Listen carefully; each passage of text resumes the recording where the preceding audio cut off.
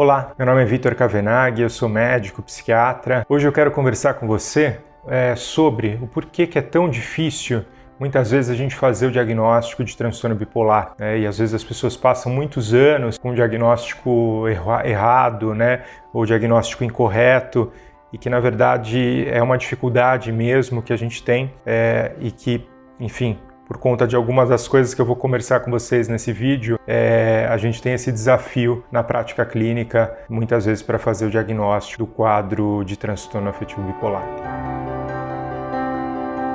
Transtorno afetivo bipolar é uma doença, né, que vai ter uma prevalência bastante variada, depende da casuística que a gente vai estar observando, mas ao redor de 5% da população, então é bastante significativo o número, né, vai acometer mais mulheres, né, e o diagnóstico ele tende a ser feito por volta da terceira década de vida. E por que a gente enfrenta algumas dificuldades? Muitas vezes os sintomas do transtorno bipolar eles estão sobrepostos ao de outros quadros psiquiátricos. Por exemplo, um transtorno de ansiedade generalizada, em que a pessoa, enfim, tem um quadro muitas vezes de ansiedade, né, de preocupação, muitas vezes de ser uma pessoa mais acelerada, né, de ter muitas coisas na cabeça, e alguns desses sintomas eles podem se confundir com os sintomas do transtorno bipolar em algumas das fases da doença,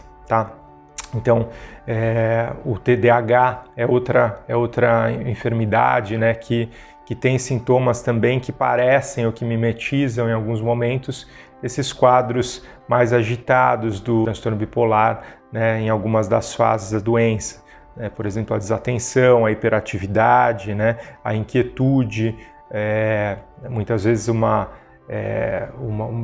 pessoa que se envolve em multitarefas, né, que faz várias coisas ao mesmo tempo, pode estar acontecendo tanto no quadro de transtorno de déficit de atenção e hiperatividade, quanto em episódios, né, de agitação do transtorno bipolar. Tá? Então existe essa sobreposição que muitas vezes é difícil da gente diferenciar qual que é uma coisa e qual que é outra. E às vezes a gente precisa de um pouco mais de tempo, de uma observação mais longitudinal para a gente poder estar apontando numa direção ou na outra. E muitas vezes a gente acaba tendo uma sobreposição mesmo de ter os dois diagnósticos, o que não é incomum, né? E que é um desafio ainda adicional, né, na nossa prática. Um outro desafio, né, que é bastante comum, né, e que a gente encara quando a gente está nessa dúvida diagnóstica, é a apresentação variada de sintomas, né? De uma forma geral, o transtorno bipolar ele vai ter fases, né? Vão ter fases mais agitadas, que a gente chama de mania ou hipomania, né? Vão ter fases de eutimia, né? Que seria onde o humor ele oscila dentro de uma faixa de normalidade, né? E vão ter fases de depressão. Então, dependendo do momento que a gente está conversando com a pessoa, a gente pode estar diante de uma fase de eutimia, né? Que seria o humor normal, né? A gente poderia estar diante de uma fase de depressão, que muitas vezes é difícil da gente diferenciar mesmo. A gente às vezes não tem substrato da história para diferenciar de uma depressão unipolar ou bipolar, né? E às vezes a gente está diante de um episódio de mais agitação. É mais fácil da gente fazer diagnóstico mesmo, mas também é o mais difícil, às vezes, do paciente aceitar também esse diagnóstico. Porque no momento, e aí a gente já entra num outro problema, num outro desafio do diagnóstico, né, que torna ele mais difícil, que existe uma subnotificação desses sintomas em que a pessoa está mais agitada, está mais eufórica, porque muitas vezes a pessoa está muitíssimo bem, obrigado, né? A pessoa está mais produtiva, está mais alegre, está mais falante, está saindo mais, né? Está se sentindo com a autoestima mais elevada, está mais produtiva no trabalho. Então a pessoa acha isso muitas vezes ótimo, né? Às vezes até as pessoas que estão em volta, ou que tem um funcionário assim, né, que está mais produtivo, está mais alegre, está mais brincalhão, muitas vezes as pessoas em volta também acham isso ótimo. E esse é um problema, né? Porque às vezes a gente já está numa fase mais agitada e isso não é entendido socialmente, nem pela pessoa, pelo bem-estar que isso gera, como um transtorno, né? E às vezes é até difícil da gente apontar para a pessoa que ela está num episódio, né, que necessitaria de tratamento. E aí a gente só vai, a pessoa às vezes acaba aceitando o diagnóstico, né, ou aceitando o tratamento quando entra no outro polo da doença, que é o polo realmente depressivo, né?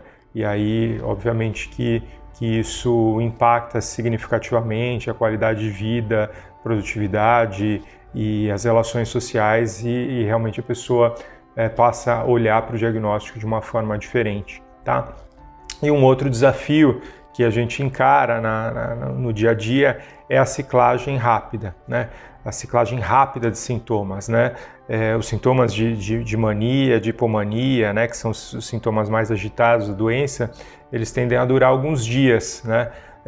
E muitas vezes a gente não consegue captar, né? Porque foram poucos dias e a vida seguiu, às vezes a pessoa nem percebeu, a pessoa estava mais produtiva naquele momento, não achou aquilo um problema, né? Aí volta para a normalidade, aí daqui a pouco apresenta um episódio de depressão, que às vezes pode melhorar espontaneamente também. Então essa ciclagem rápida de sintomas, e que em algumas pessoas acaba sendo rápida mesmo, né? Ainda mais rápida do que o que a gente vê na maioria dos casos, acaba por dificultar, porque a gente, quando a gente vai fazer alguma intervenção, ou muitas vezes o paciente agenda uma consulta, e aí quando ele vai passar na consulta ele já está melhor daquele sintoma e não passa, né? Então essa variação de sintomas, ela também, e ao longo do tempo, ela acaba por ser um desafio, né, para o diagnóstico, e um desafio também para a pessoa que convive com esse quadro. Bom, agradeço pela sua atenção, espero que esse vídeo possa ter sido informativo para você. Compartilhei um pouco dos desafios que a gente tem na prática clínica para o diagnóstico de transtorno bipolar, e que muitas vezes acabam sendo desafios também para o paciente que tem transtorno bipolar. Vejo você no próximo vídeo, se inscreva no canal e até a próxima. Um grande abraço!